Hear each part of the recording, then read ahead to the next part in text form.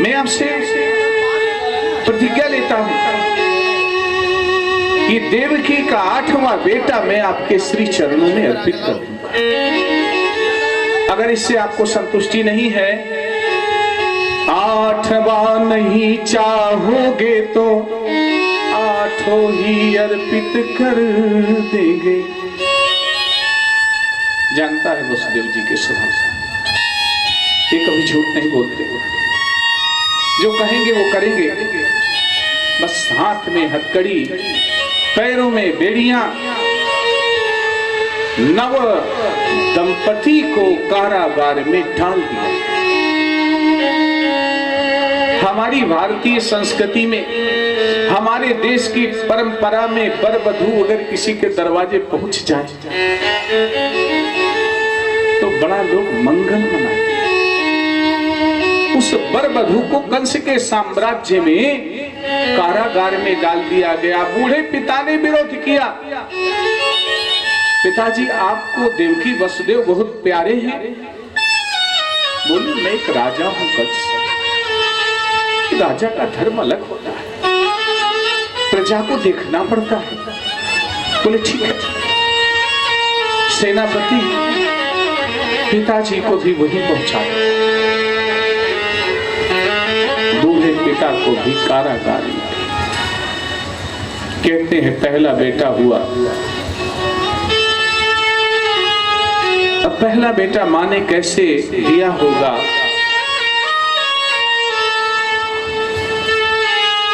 कैसे ले गए होंगे महाराज, कंस के पास लेकर के पहुंचाया। कंस को शिशु के ऊपर दया आ गई। अरे वसुदेव जी इससे परेशानी ले जाओ, इसे। वसुदेव जी लेकर के चले और इधर देवर्षि नारद का पदार्पण हुआ। श्रीमन्नारायण श्रीमन्नारायण नारायण नारायण।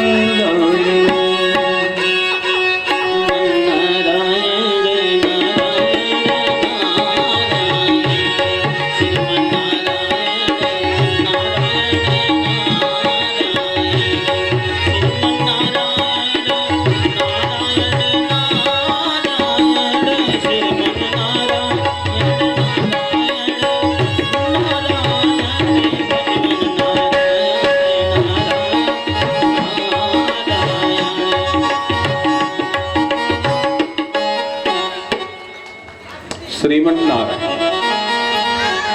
अब तो कंस ने कहा महाराज देवर्षि बहुत अच्छे समय में आए, मैं इस समय थोड़ा। देवर्षि नारद मुस्कुराए, बोले तुम्हारे जैसा मूर्ख राजा। महाराज मैं मूर्ख हूं? इतना बड़ा साम्राज्य का मैं मालिक हूं। बोले मूर्ख नहीं हो कंस, तुम महामूर्ख। क्यों? तुम राजा हो और राजा को नीति का ज्ञान नहीं है। कैसे राजा हो? बोले कैसी नीति? बोले महाराज आग के अंगारे को कभी छोटा मत समझो। नीति कहती है, नीति का कहते हैं रोग को कभी छोटा मत समझो, और सर्प के बच्चे को भी छोटा मत समझो। शत्रु को कभी छोटा करके मत आको। क्या पता जिस बालक को आपने वापस किया है वो 8वां हो। अरे नहीं महाराज मैंने कड़ा पहरा। बोले नहीं, पुत्र मोह तो अच्छे अच्छे को विचलित कर देता।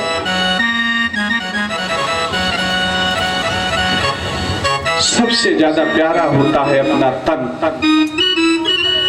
तन से ज्यादा प्यारा होता है भोजन, और अगर भोजन से भी कोई ज्यादा प्यारा होता है तो वो होता है सन, पुत्र बेटा। तो 3 दिन से कहा तो ये तो मोबाइल में चलाने वाला था। अगर पिता पुत्र दोनों एक जगह बैठे हों, थाली में रोटी एक हो,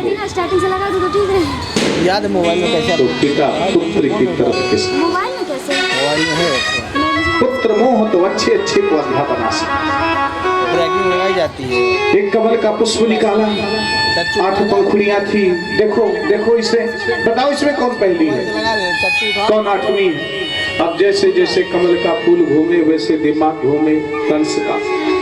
बता सकते हो? बोले नहीं महाराज। बोले बस इसी तरह पहला 8वां हो सकता है, 8वां पहला हो सकता है, तुम कभी भी मारे जा सकते। नारद जी जैसे चले तुरंत उठ करके खड़ा हो गया। बुलाओ बस, देखो लाओ उस बालक। आज जरूर, आज का आदमी जाते क्या कहते हैं। पहले पुत्र का वध किया, दूसरे का किया, तीसरे का किया, चौथे का किया, 5वें का किया, 6वें का काल तू बोल रहा है बात। रहा। महात्मा सुखदेव जैसा भीत रखे, लंबी सांस। रहने दे। किम दुस्सहम साधूनाम। अरे भगवान, इतनी बड़ी पीड़ा धर्म के लिए हमारे पूर्वजों ने सही कहते हैं। जब बारी 7वें की आई ए बेटा, तो भगवान ने योग माया को बुलाया। योग माया से कहा, योग माया गक्ष देवी ब्रजम भद्रे गोप गोभिर्लंकृतम। जहां गौओं से गोपियों से अलंकृत गोकुल है वहां चली जाओ। बोले प्रभु सेवा। इस समय वसुदेव जी की एक पत्नी रोहिणी रानी नंद बाबा के घर में वास कर रही। देवकी के गर्भ का आकर्षण करके रोहिणी के उदर में स्थापित कर दो, क्योंकि अब मेरे आने का समय है। ऐसे ही किया गया। बोले सरकार कुछ, हाँ, कल युग में सद्य फल प्रदायिनी हो जाओगी। कल युग में